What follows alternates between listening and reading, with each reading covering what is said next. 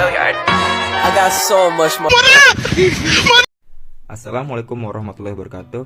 Halo semuanya, kami dari kelompok 9 akan mempresentasikan hasil diskusi kami pada mata kuliah Audit 1. Sebelumnya, saya akan memperkenalkan diri saya sendiri.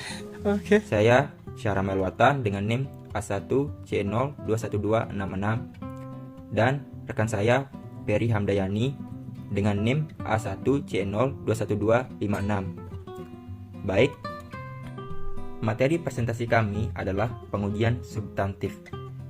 Langsung saja ke pembahasan. Pengujian substantif. Prosedur substantif. Prosedur substantif adalah suatu prosedur audit yang dirancang untuk mendeteksi salah saji yang material pada tingkat asersi. Pengujian substantif merupakan pengujian terhadap saldo akun dari laporan keuangan.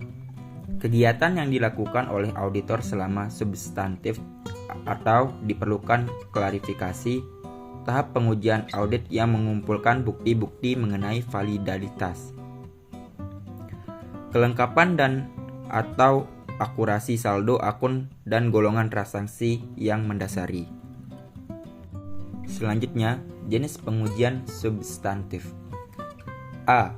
Pengujian atas transaksi yang meliputi prosedur-prosedur audit untuk pengujian kecermatan pencatatan transaksi.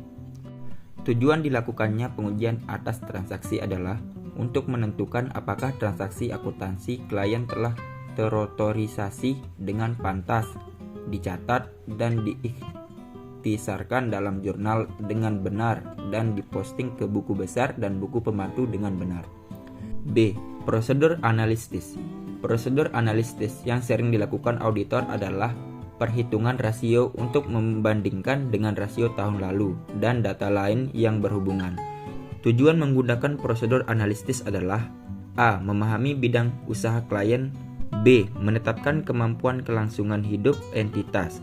C. Indikasi timbulnya kemungkinan salah saji dalam laporan keuangan. D. Mengurangi pengujian audit yang lebih rinci. C. Penguji terperinci atas saldo.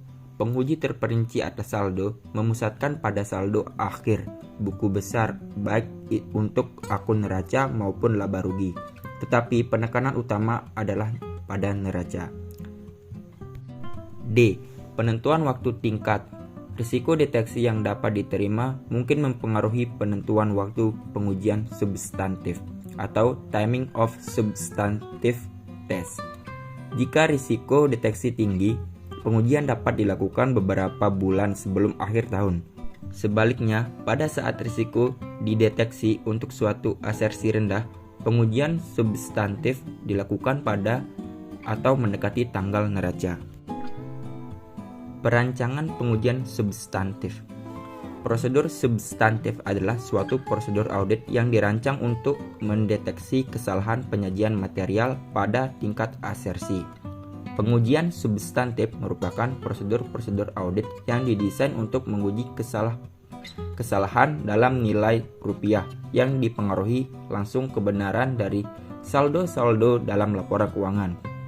Salah saji atau monetary misstatement seperti itu adalah indikasi yang jelas dari salah saji dari akunnya. Merancang pengujian substantif.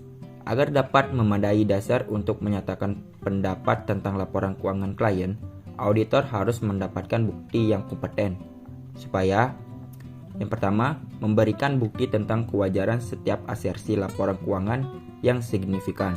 Yang kedua, menemukan kesalahan moneter atau salah saji dalam pencatatan atau pelaporan transaksi dan saldo. Perancangan substantif. Auditor harus menghimpun bukti yang cukup untuk memperoleh dasar yang memadai untuk mencatat pendapat atas laporan keuangan. Pengujian substantif menyediakan bukti mengenai kelancaran setiap asersi laporan keuangan yang signifikan. Perancangan pengujian substantif meliputi penentuan. Yang pertama, sifat pengujian substantif. Sifat pengujian substantif berhubungan dengan jenis keefektifan prosedur pengauditan yang akan dilakukan. Bila tingkat risiko deteksi yang diterima rendah, maka auditor harus menggunakan prosedur yang lebih efektif dan biasanya lebih mahal. Kedua, menentukan waktu. Tingkat risiko deteksi yang dapat diterima mungkin mempengaruhi penentuan waktu pengujian substantif atau timing of substantive test. Jika risiko deteksi tinggi, pengujian dapat dilakukan beberapa bulan sebelum akhir tahun.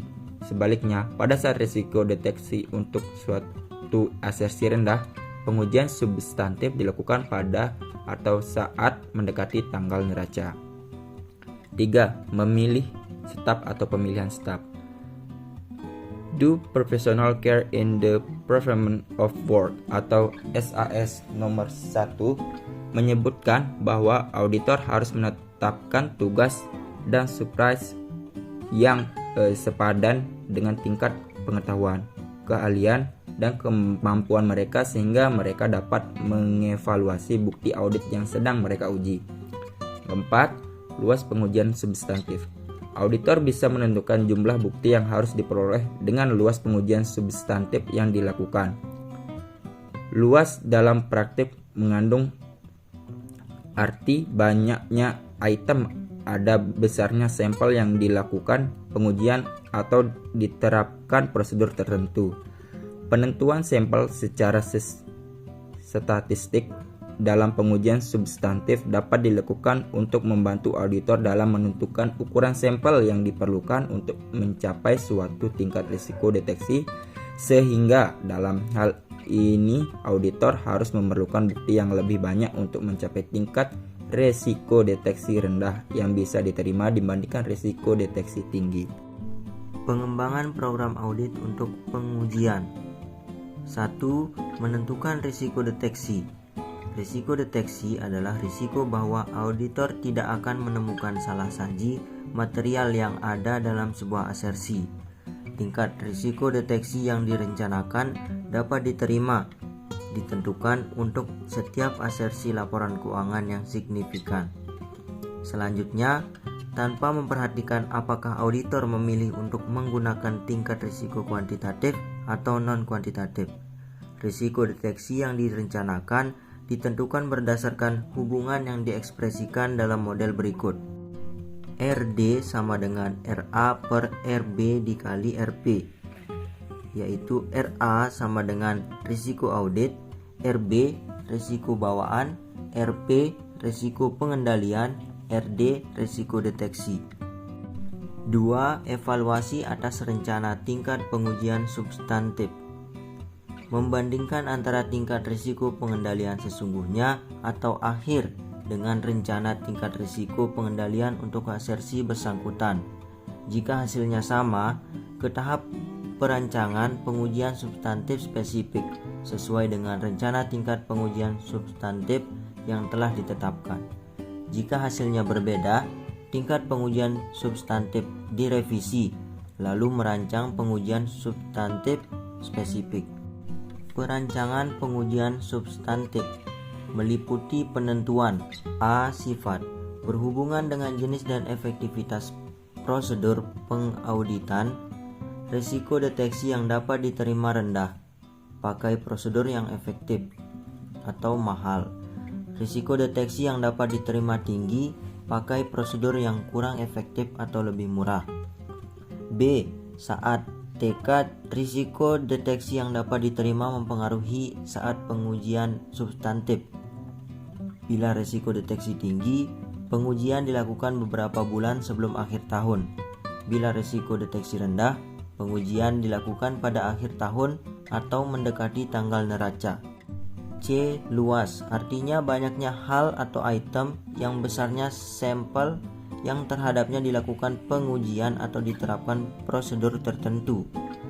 Pengujian substantif untuk konfirmasi 200 piutang dagang lebih daripada pengujian substantif untuk konfirmasi 100 piutang dagang. Pengujian substantif akan lebih banyak jika auditor mencocokkan 100 ayat jurnal daripada pengujian substantif 50 ayat jurnal. Pertimbangan-pertimbangan khusus dalam perancangan pengujian substantif. 1. Rekening-rekening laba rugi. 2. 2. Rekening-rekening yang berkaitan dengan estimasi akuntansi. 3. Rekening-rekening yang berkaitan dengan transaksi dengan pihak yang memiliki hubungan istimewa. 1. Rekening-rekening laba rugi. A. Secara tradisional, pengujian detail saldo difokuskan pada rekening-rekening laporan keuangan yang disajikan dalam neraca atau rekening real, dibandingkan dengan rekening laba rugi atau rekening nominal. B. Prosedur analitis untuk rekening laba rugi digunakan secara langsung dan tidak langsung. Secara langsung terjadi ketika rekening pendapatan atau biaya dibandingkan dengan data yang relevan untuk menentukan kewajaran saldonya. Secara tidak langsung terjadi ketika bukti tentang saldo laba rugi berasal dari hasil prosedur analitis yang ditetapkan pada pengujian saldo rekening neraca yang berkaitan. C. Pengujian detail untuk rekening-rekening laba rugi dilakukan ketika risiko bawaan tinggi, risiko pengendalian tinggi, prosedur analitis menunjukkan adanya hubungan tidak biasa dan fluktuasi tak diharapkan. Rekening memerlukan analisis.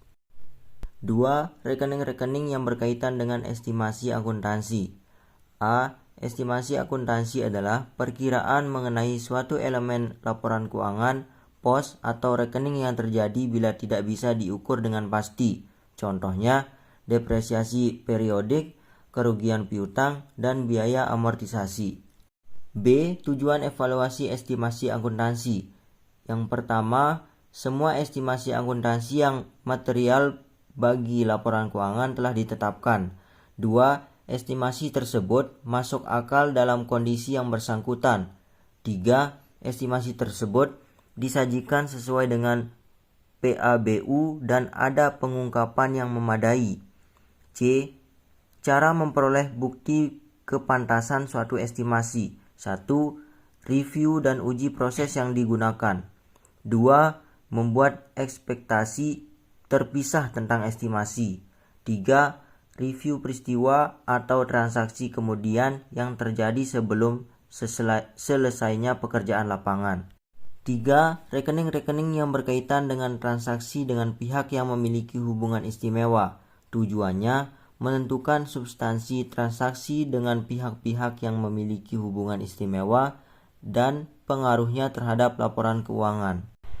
Sekian dan terima kasih. Assalamualaikum warahmatullahi wabarakatuh.